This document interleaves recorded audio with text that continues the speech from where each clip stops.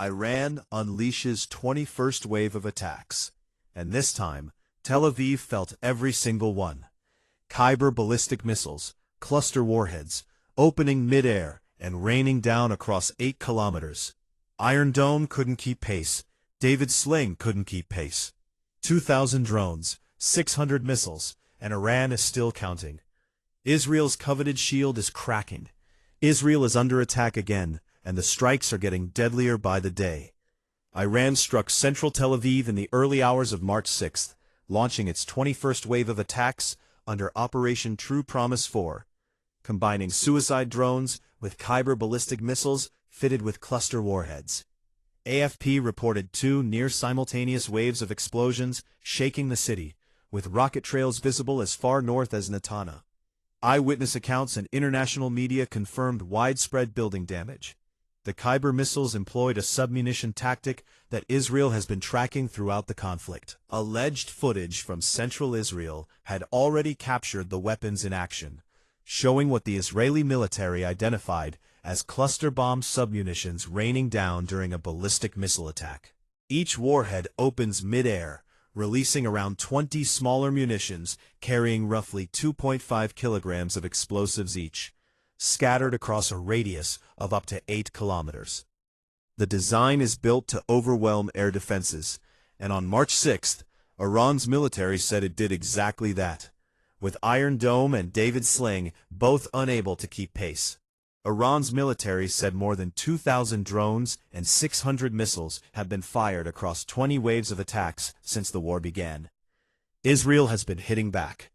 An Israeli military spokesperson told a briefing that the IDF has struck 700 targets inside Iran, destroying or disabling 300 of Iran's estimated 450 missile launch platforms.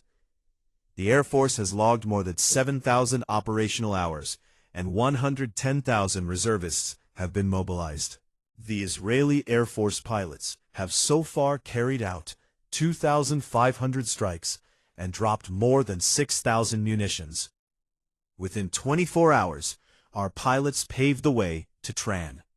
We destroyed about 80% of the Iranian air defense systems, and we achieved almost complete air superiority in the skies of Iran. Thanks to this, and thanks to high-quality intelligence, we are attacking the ballistic missiles that pose a direct threat to the citizens of the State of Israel. We have neutralized and destroyed more than 60% of the ballistic missile launchers. But the numbers that concern Israel most are the ones still to come. Before the June 2025 conflict, Iran held roughly 3,000 ballistic missiles. Many were used or destroyed in that war, but Iran rebuilt quickly, entering this conflict with an estimated 2,500. At current production rates, the spokesperson warned that number could reach 8,000 by 2027. By Saturday, when Operation Lion's Roar began, it had managed to rebuild 2,500 missiles through renewed and mass production. If this trend had continued, the regime could have reached 8,000 ballistic missiles by 2027. The IDF, however, has presented no proof of the claims. Whether the IRGC is actually capable of producing that many missiles remains to be seen, but for now, whatever little they have at their disposal has proven quite effective. 12 Israeli civilians have been killed and more than 370 wounded in Iranian missile strikes on residential areas since the war began. A girls' primary school in southern Iran is at the center of an international controversy after a strike killed scores of children on the first day of the U.S.-Israeli war with Iran. The Shajarat Tayyab school in Minab was hit on March 1st during the joint U.S.-Israeli attack. Iranian authorities put the death toll at 168, most of them children, though Reuters could not independently confirm that figure. The school had 264 pupils enrolled. Satellite imagery captured 4 days after the strike shows at least 5 buildings with visible craters and scorch marks, suggesting the area was hit multiple times. Munitions expert N.R. Jensen-Jones said the damage pattern points to multiple simultaneous or near-simultaneous strikes. The school sits adjacent to an Iranian Revolutionary Guard Corps compound. A wall separating the two has been visible in satellite images since 2016. Analysts say a crater on the school's ground floor indicates a specialized munition may have been used to penetrate the lower levels. Reuters reported on March 6 that U.S. military investigators privately believe it is likely American forces were responsible, though no final conclusion has been reached. Two U.S. officials speaking anonymously said new evidence could still emerge, pointing to another party. Neither Washington nor Tel Aviv has accepted responsibility.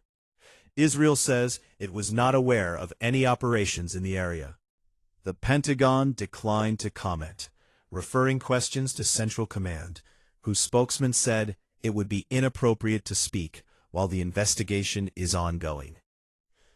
U.S. Secretary of War Pete Hegseth addressed the incident on March 4th. Can you give us an update on what the administration knows, what you know now, about the reported strike on a girls' school in southern Iran on Saturday? All I know, all I can say, is that we're investigating that. We, of course, never target civilian targets, but we're taking a look at investigating that. In a statement to Reuters, White House Press Secretary Caroline Leavitt did not address the investigation directly, instead saying the Iranian regime targets civilians and children, not the United States of America. The UN Human Rights Office has called for a full investigation, placing the burden squarely on those who carried out the attack. The onus is on the forces that carried out the attack to investigate it. Images of the girls' funeral were shown on Iranian state television. Their small coffins were draped with Iranian flags and passed from a truck across a large crowd towards the gravesite. A handwritten list published by Iranian media named 56 victims, 48 of them aged between 6 and 11. Deliberately attacking a school, hospital, or any other civilian structure would likely be a war crime under international humanitarian law. If a U.S. role were to be confirmed, the strike would rank among the worst cases of civilian casualties in decades of U.S. conflicts in the Middle East. The U.S.-based human rights news agency has documented the deaths of 1,114 Iranian civilians since the war began, including 183 children.